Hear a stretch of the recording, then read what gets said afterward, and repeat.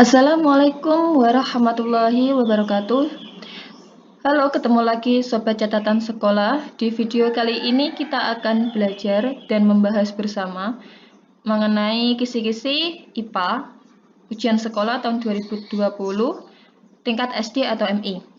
Babnya itu yaitu menyebutkan cara perkembangbiakan tumbuhan berdasarkan gambar. Yang kedua yaitu mengidentifikasi sistem peredaran darah pada manusia. Oke, sebelum video ini saya lanjutkan, jangan lupa tekan tombol subscribe untuk mendukung channel catatan sekolah menjadi lebih baik dan berkembang ke depannya. Oke, langsung saja, nanti saya akan sajikan soal, kemudian teman-teman saya kasih waktu untuk menjawab beberapa detik. Kemudian setelah itu baru kita bahas bersama. Oke? Langsung saja soal yang pertama mengenai perkembangbiakan tumbuhan berdasarkan gambar. Jadi nanti ada gambar ya, ini ada gambar ya. Ini gambar pertama pisang, gambar kedua ini tanaman paku, gambar ketiga ini adalah cocok bebek. Secara berturut-turut tumbuhan di atas berkembang biak secara vegetatif alami menggunakan A. Tunas, geragi, dan akar tunggal. B. Akar tinggal, geragi, dan spora. C. Tunas, spora, dan tunas adventif. Atau D. Umbi lapis, geragi, dan umbi batang. Silakan dijawab. Oke, jawabannya yaitu yang C ya, tunas. Jadi pisang itu berkembang biak dengan cara bertunas. Bertunas itu kalau dipotong kemudian tumbuh lagi tunasnya. Kemudian spora. Spora ini perkembangbiakan vegetatif alami menggunakan spora itu salah satunya itu lumut dan tanaman paku. Tapi di sini adalah kasusnya tanaman paku. Kemudian tunas adventif itu cocok bebek ya. Kalau kalau geragi itu kan arbei, pegagan, semanggi ya. Kalau akar tinggal itu kayak jahe, kunyit, lengkuas. Kalau umbi lapis itu kan kayak bawang putih, bawang merah. Nah, itu umbi lapis. Maksudnya umbi lapis itu ada lapisan-lapisan umbinya tuh ada lapisan-lapisannya. Nah, itu kayak bawang merah kan ada lapisan-lapisannya tuh. Kalau akar tinggal itu kan kayak jahe, kunyit, lengkuas. Seperti itu. Kunyit, kalian tahu kunyit, kalau ditanam di dalam tanah, dia akan bertunas lagi tuh, akan tumbuh lagi. Nah, itu akar tinggal, oke? Soal selanjutnya. Nah, perhatikan gambar di bawah ini. A itu ada kentang, B ada bawang merah. Pernyataan yang benar mengenai perkembangbiakan tanaman di atas adalah A. Tumbuhan A berkembang biak dengan umbi batang. Tumbuhan B berkembang biak dengan umbi lapis. B. Tumbuhan A berkembang biak dengan umbi lapis. Tumbuhan B berkembang biak dengan tunas. C. Tumbuhan A berkembang biak dengan umbi batang. Tumbuhan B berkembang biak dengan tunas. Atau D. Tumbuhan A berkembang biak dengan tunas. Tumbuhan B berkembang biak dengan spora. Silakan dijawab. Oke, jawabannya yaitu yang A ya, itu ada kentang. Kentang itu berkembang biak dengan umbi batang. Nah, jika batangnya itu dipotong-potong lagi, dia akan tumbuh lagi. Tumbuhan B berkembang biak dengan umbi lapis, itu bawang merah. Bawang merah itu berkembang biak dengan umbi lapis. Oke. Selanjutnya yang ketiga, Pak Hasan ingin mengembangbiakan tumbuhan dengan teknik sebagai berikut. Itu merunduk ya. Kemungkinan tanaman yang akan dikembangbiakan Pak Hasan adalah A. Ketela pohon, B. Kedondong, C. Mangga, atau D. Apel. Silakan dijawab.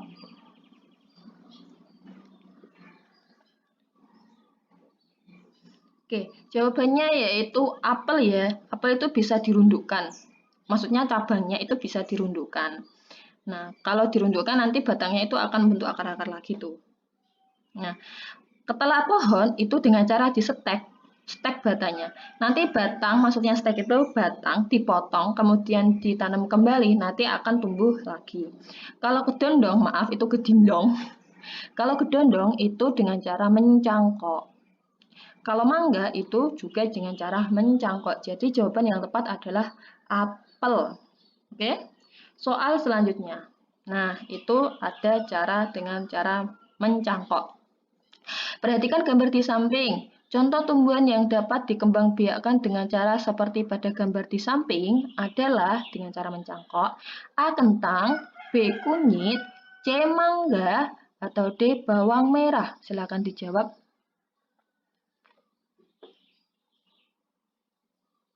Oke, jawabannya ya sudah jelas ya, tadi sudah saya singgung sebelumnya, yaitu mangga, C. Kalau kentang itu umbi batang. Kalau kunyit, dia berkembang biak dengan cara akar tinggal. Kalau bawang merah itu berkembang biak dengan umbi lapis ya. Soal nomor 5. Perhatikan gambar di samping. Nah, untuk peredaran darah besar adalah A. 1, 9, 6, 3, dan 11. Kemudian B. 3, 11, 13, 12, dan 5. C. 4, 7, 2, 8, 6. Atau D. 5, 4, 7, 2, 8. Silakan dijawab.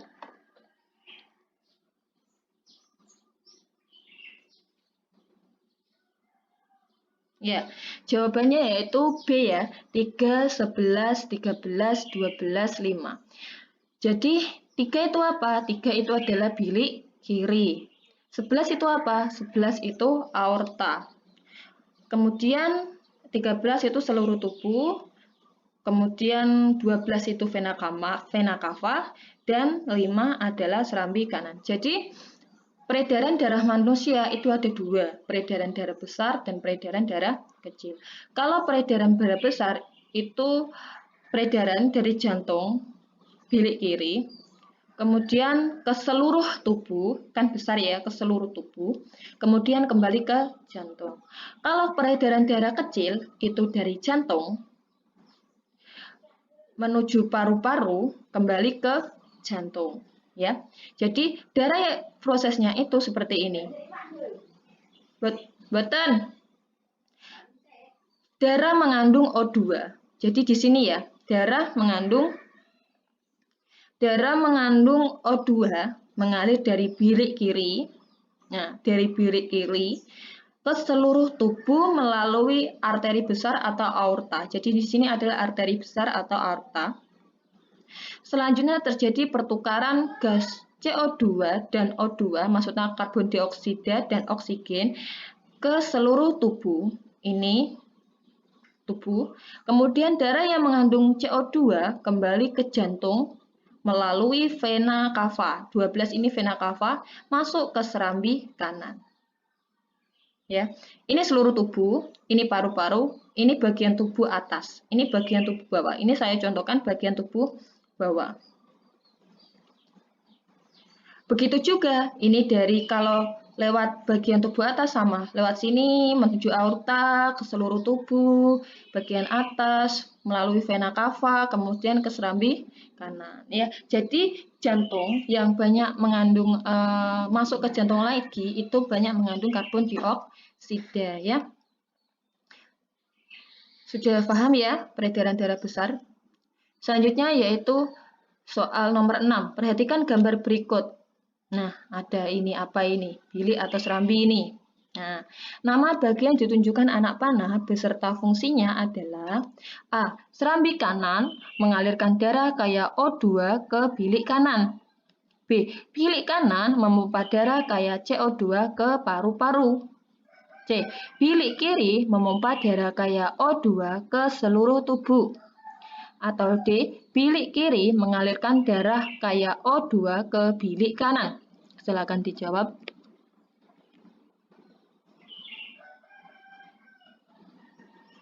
Ya, itu adalah bagian jantung di bilik kiri ya. Ini bilik kiri. Bentar. Ini adalah bilik ya. Ini kan dibagi dua, misal nih. Ini adalah bilik kiri, di sini adalah bilik kanan. Ini serambi. Yang atas itu serambi. Ini serambi kiri, ini serambi kanan. Bilik kiri itu fungsinya memompa darah kayak O2 ke seluruh tubuh. Jadi kan masuk bilik kiri nih, kemudian dipompa, kemudian lewat sini ke seluruh tubuh. Kemudian lewat kava lagi masuk ke serambi kanan. Nah, seperti itu ya. Fungsinya itu ini adalah bilik kiri memompa darah kayak O2 ke seluruh tubuh. Oke? Soal yang ke-7. Gambar di samping untuk peredaran darah kecil adalah, nah, tadi peredaran darah besar, sekarang adalah peredaran darah kecil. A, 1, 9, 6, 3, dan 11. B, 3, 11, 13, 12, dan 5. C, 4, 7, 2, 8, dan 6. D, 5, 4, 7, 2, 8. Silakan dijawab.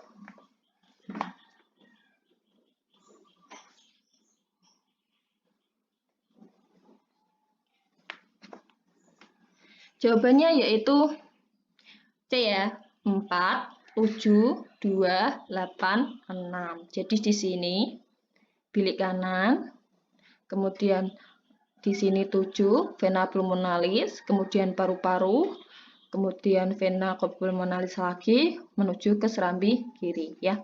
Jadi darah yang mengandung banyak CO2, banyak mengandung karbon dioksida, mengalir dari bilik kanan ke paru-paru melalui vena pulmonalis. Nah, dari sini ya, di sini bilik kanan menuju vena pulmonalis ke paru-paru melalui vena pulmonalis kembali ke serambi kiri. Nah, darah yang masuk ke serambi kiri ini banyak mengandung oksigen. Nah, darah yang dari bilik kanan itu banyak mengandung karbon dioksida. Nah, kenapa kok banyak mengandung karbon dioksida? Tadi kan peredaran darah besar itu menuju ke bilik kanan banyak mengandung karbon dioksida, kemudian dipompa lagi ke paru-paru, masuk banyak mengandung oksigen. Jadi dari bilik kanan, vena pulmonalis, paru-paru, vena pulmonalis lagi, kemudian serambi kiri. Ini adalah peredaran darah kecil ya. Besar, kecil, jangan lupa. Kalau besar itu dari bilik kiri menuju kemudian ke aorta, melewati aorta atau arteri besar, kembali ke seluruh tubuh melalui vena cava, kembali ke serambi kiri. Kalau peredaran darah kecil dari dari bilik kanan melalui vena pulmonalis ke paru-paru, melalui vena pulmonalis lagi kembali ke serambi kiri. Oke? Soal yang ke-8. Sistem peredaran darah pada manusia yang fungsinya memompa darah yang banyak mengandung karbon dioksida ke paru-paru adalah banyak mengandung karbon dioksida ke paru-paru. Nah, A, bilik kiri, B, bilik kanan, C, serambi kiri, D, serambi kanan. Silakan dijawab.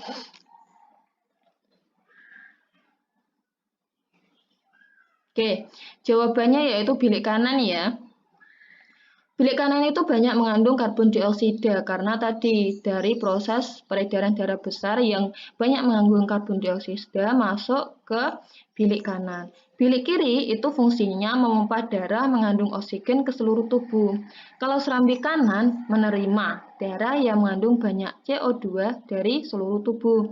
Kalau serambi kiri fungsinya menerima darah yang banyak mengandung O2 dari paru-paru.